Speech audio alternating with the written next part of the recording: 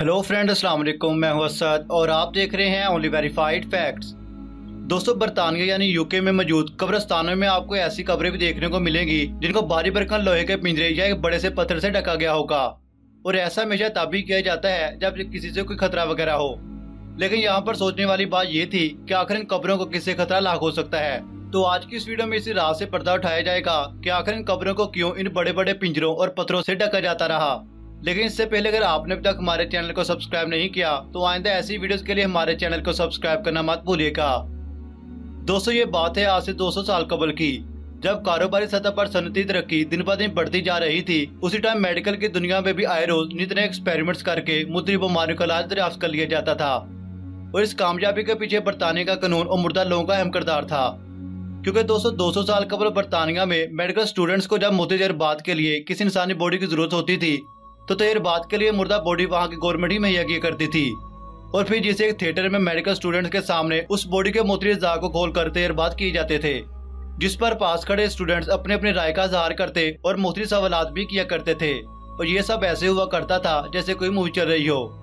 इस हिसाब से मेडिकल की दुनिया में तरक्की तो मिलती जा रही थी, लेकिन तजर्बात के लिए गवर्नमेंट से मुहैया की जाने वाली मुर्दा इंसानों की बॉडीज की तादाद कम होती जा रही थी। और वो इसलिए क्योंकि 200 साल कबल बरतानिया में ये कानून हुआ करता था कि सजाए मौत के जुर्म में मुजरिम की डेड बॉडीज को डिसेक्शन के लिए मेडिकल इदारों को दे दिया जाएगा। और ये सिलसिला काफी टाइम तक चलता भी रहा। लेकिन कुछ टाइम गुजरने के बाद इंसानी बॉडी पर तजर्बात करने के खौफ ने लोगों में खौफ इस कदर भर दिया था कि जुर्म के पेशे से मुंसलिक लोग भी गलत कामों को छोड़ चुके थे, ताकि उनकी बॉडी को भी सब लोगों के सामने खोलकर न रख दिया जाए। जिस वजह से सजाए मौत के कैदियों की तादाद दिन ब दिन कम होती जा रही थी और इसका नुकसान मेडिकल के इदारों को हो रहा था। और फिर जिससे छुटकारा पाने के लिए बरतानिया में एक ऐसा कानून भी राज कर दिया गया कि जो भी मुर्दा बॉडी को मेडिकल इदारों में देगा उसको पैसे दिए जाएंगे। लेकिन इस बात में भी कोई शक न था कि कोई भी अपने प्यारों की लाश को कैसे मेडिकल इदारों को दे सकता है, और ना ही ऐसा करेंगे। लेकिन इस कानून के बाद बरतानिया शहर में चोरों की तंजीम का ऐसा जन्म हुआ कि चोर कब्रिस्तान से लाशें निकाल कर मेडिकल इदारों को देना शुरू हो गए। जब भी किसी कब्रिस्तान में किसी को दफनाया जाता तो चोर इसकी लाश को निकाल लिया करते। और ये सब करते करते यही उनका बिजनेस बन चुका था। क्योंकि 200 साल कबल बरतानिया की गवर्नमेंट जहाँ इतने हैरानकुन कानून राज कर रही थी, तभी वहाँ पर यह कानून भी बनाया गया था कि मुर्दा लोगों पर किसी का हक नहीं होता। इसलिए अगर कोई चोर मुर्दा बॉडी निकालता देखा भी जाता तो इसे पकड़ा नहीं जाता था। जिस वजह से लोगों को जब अपने प्यारों की लाशों को बचाने के लिए किसी से मदद न मिली तो वहाँ के लोगों ने अपनी मदद आप करके कब्रिस्तान में ऊंचे ऊंचे टावर बनाकर वहाँ पर सिक्योरिटी करना शुरू कर दी थी, ताकि अपने प्यारों की लाशों को इस काम से बचाया जा सके।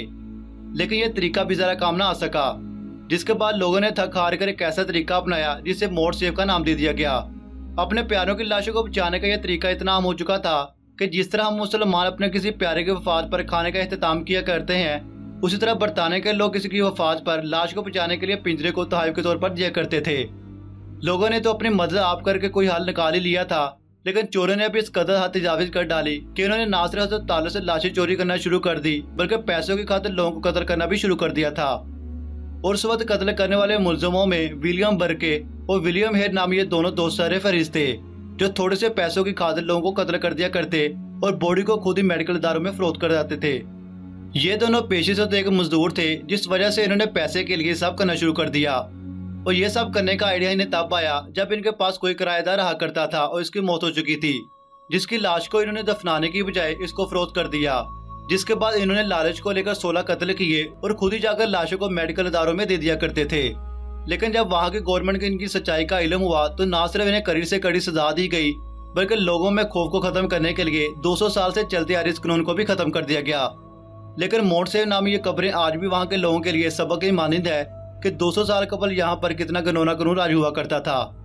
तो दोस्तों, आज की वीडियो बस यही तक थी। उम्मीद है आज की वीडियो आपको पसंद आई होगी। वीडियो अच्छी लगे तो वीडियो को लाइक और आइंदा ऐसी वीडियोस के लिए हमारे चैनल को सब्सक्राइब करना मत भूलिएगा। तो दोस्तों, मिलते हैं इससे अगली एक और वीडियो के साथ। तब तक के लिए इजाजत दें। अल्लाह हाफिज।